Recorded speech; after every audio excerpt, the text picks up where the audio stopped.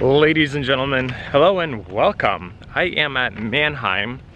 I'm picking up 3 vehicles today, one of which I own, as in I purchased it earlier and I tried to sell it at Mannheim. It did not sell, so I'm just gonna pull it out. It's a great car. It's just, well, you guys will see it. And then the other 2 I purchased this week. So I have one pull-out slip, and I have never seen this before. I've never seen, I mean, usually all the cars are parked all right here. Have never seen them moved like this, and I'm curious why. So honestly, I don't even really know where the heck to find these cars, because this is not normal.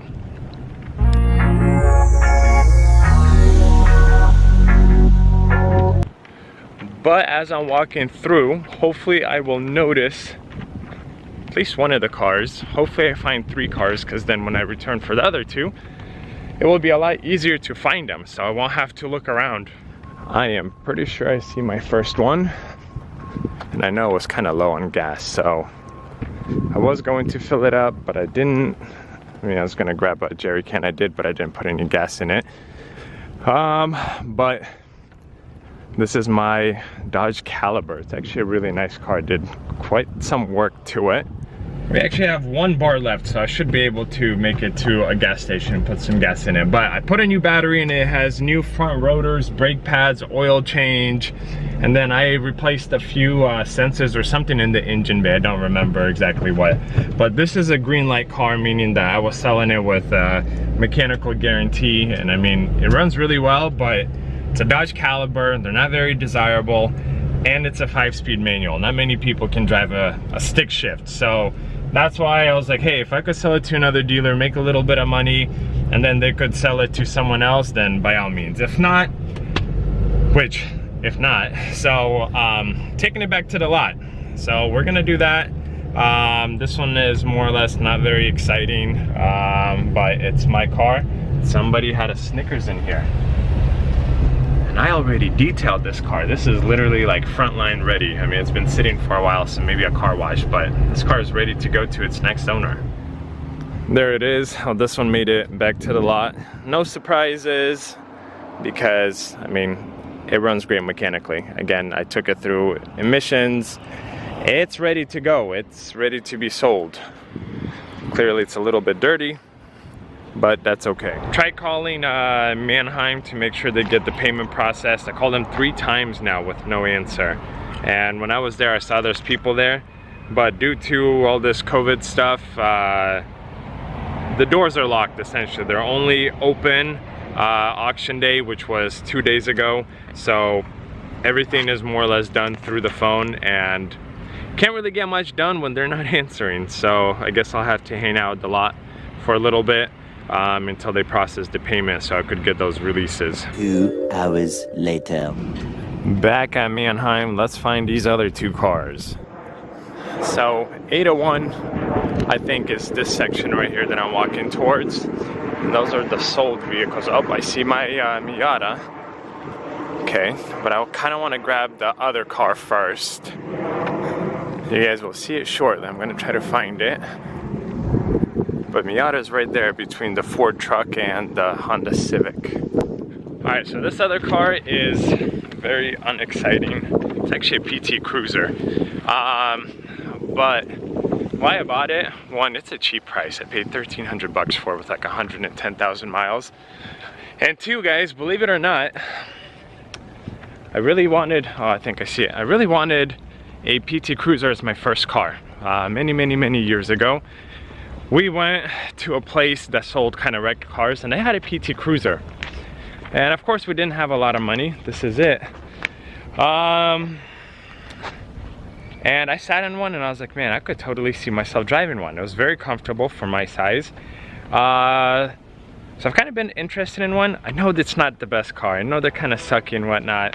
But, you know, to my surprise and probably everyone else's surprise, PT Cruisers did extremely well. I mean, they sold a lot of these cars.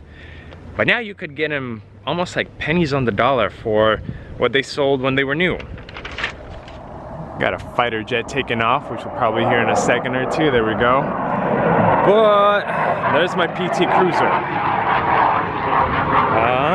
So I did not drive it. I don't know if it will start. All I know is that it's actually pretty clean. Should be a kind of photograph and sell type of vehicle.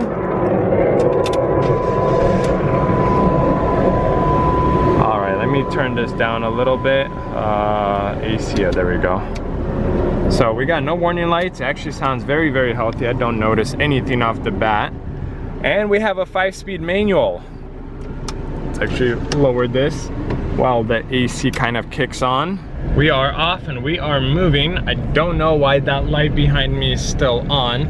I don't see any door open lights.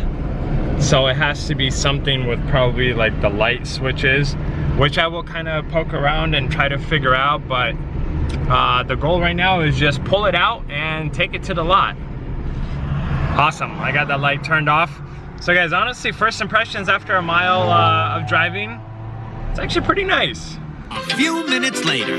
Alrighty, PT Cruiser made it. No overheating, no issues, no grinding from the manual transmission. I mean, it's what you would expect from a cheap car. It runs really well, it's clean.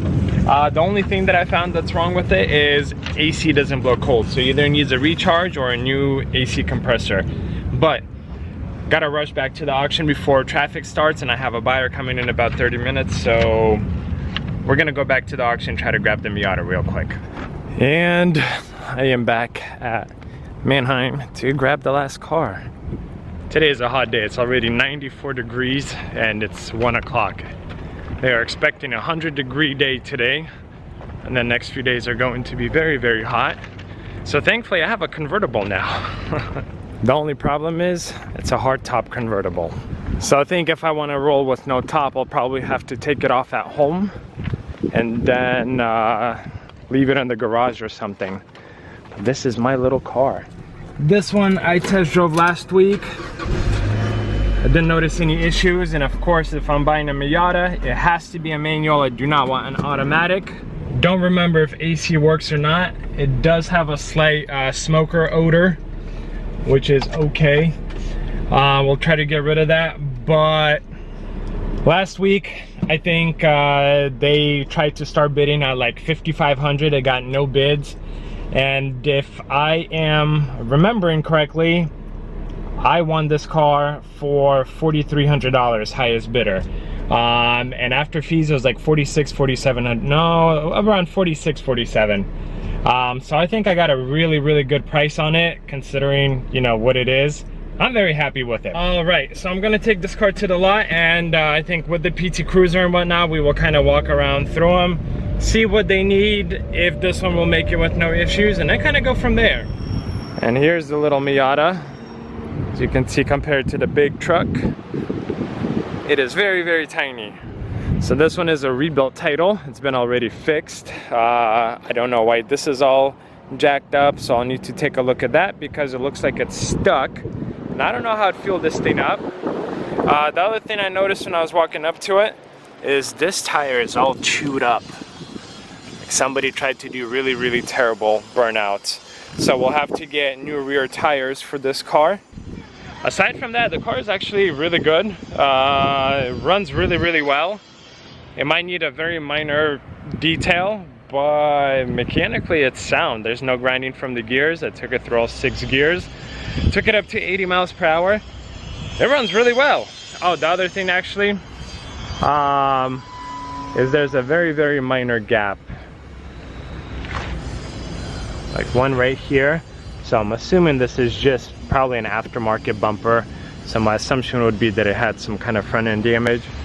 But price will reflect that, so I'm not really worried about it, and I think I got it at a good price where I could still clear maybe 1,500 bucks, maybe 2 grand. As long as mechanically it runs good, there will be a buyer for it. We're gonna take a pause here because I gotta do some other stuff.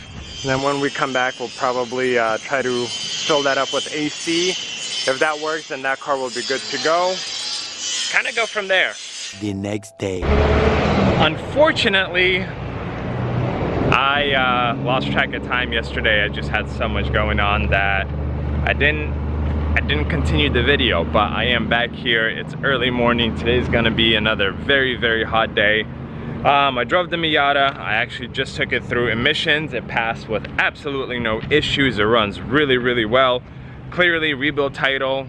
I showed you guys the gaps. It has a few minor things to take care of, plus the rear tires and the fuel door. Aside from that, this car is fantastic. It runs good, it shifts good. I like it. I don't know how much driving I did, but maybe 30 miles or so. But we're gonna continue with the PT Cruiser. So the plan right now is actually scan the onboard computer system, see if the PT Cruiser is ready to go through emissions. If it is, I will take it through right now because there's like literally no line. I was in and out in probably 10 minutes, if that. And then I want to recharge the AC system. If the AC system just needs a recharge, then this car is going to get listed today. I will go take it through the car wash, photograph, and the PT Cruiser will be listed for sale today. If not, then I will buy a new AC compressor, and basically we'll kind of go from there. But let me go upstairs, open up the office, grab my stuff, and we will scan the onboard computers and see where we're at. Not all supported IM monitor tests are complete. That really sucks. So that means this one is not ready, but let's see if there's any codes pending from the get-go. So catalyst is incomplete and oxygen sensor is incomplete, but no pending codes. At least that's a good sign. But what I want to do is actually check the oil level and see if we need an oil change, because I'll be ordering some parts. Oh, look at that. Even the engine bay is nice and clean for me. This is what the Miata oil looks like. So it's fresh oil. Now let's see what this thing looks like. Where's our dipstick? Right here. And here is our Chrysler oil. So clearly a lot darker than this one, but honestly it's still not bad. It could be just a slightly dirtier dipstick. So honestly, I think I'll leave this one. I'm not gonna do an oil change on it. But now we are going to try to put some Freon in it. And you guys can see this clear coat, faded and whatnot. But that's okay, it's not gonna be an expensive car. Look, this is a cold start. I turned on the AC. Motor sounds healthy, so I'm gonna try to fill it up, see if it works. So unfortunately, I think we have a problem. I just tried to fill it up maybe a minute, and the can still seems full. So either we have an AC compressor issue or a fuse or something of that sort, but I'm gonna continue on with this car. So I'll take it through the car wash so that I could get a photograph, get it ready to get sold. I will order a new AC compressor. If I could sell it as is and then give someone the AC compressor or whatnot, I will. If not, then I'll take it to my mechanic and have him replace it, put new Freon in it, so that we have cold AC. All right, let's take this thing through the car wash, and in the meantime I will drive it, rack up miles, and hopefully the onboard computer systems are going to be ready to go soon. There we go, hopefully no leaks.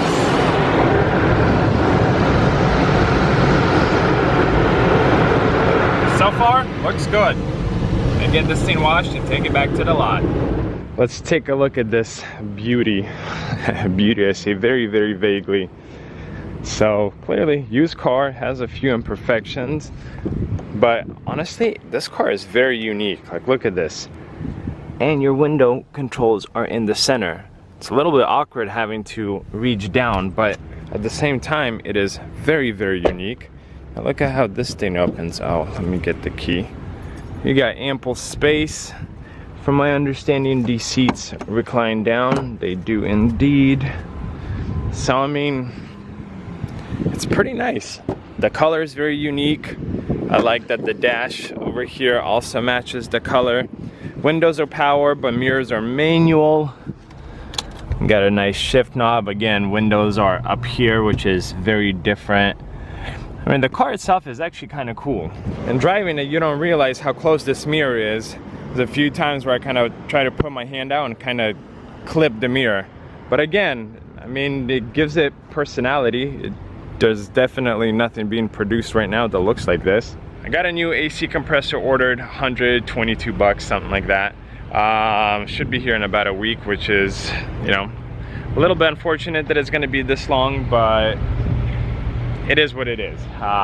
I'm gonna get it photographed, I'm gonna get it listed for sale, and then once the compressor gets here, get it replaced if the car isn't sold by then. But if it is sold by then it's sold. Gotta keep cars moving and gotta keep cars turning. So honestly, I think this was a pretty good purchase. I'll probably drive it a little bit more today to get that computer, the onboard computer system to go through, so I could take it through emissions, so that the next owner doesn't have any headaches with registration and, you know, titling the vehicle. But I would say very minimal work on my end up to this point. Well guys, I ran errands in the PT Cruiser. I did maybe 25 miles on it, and I just came back to the lot, connected my scanner. It's still not ready to go. And unfortunately, with no working AC, it's not really ideal for daily driving, so I'm gonna leave it at the lot. And probably next time I'll drive it is when the AC compressor comes in and I take it to my mechanic to get it fixed. But I tell you what, this is probably the slowest car I have ever purchased or have ever owned. I think it makes around 120 horsepower, and you feel it. Even with a 5-speed manual, you know, you could get the RPMs a little bit higher between gear shifts. It's still slow, but it's kind of nice in a very odd way. It's almost like it gives me a feeling of like an old classic where you can't like rush through it, you just enjoy the car. And to my surprise, it's actually very enjoyable to drive. So you guys saw the two cars I purchased. You guys know the game plan with them, what they need, what I'm planning to replace. So I think for this video, I'm gonna end it here. I really appreciate you guys watching.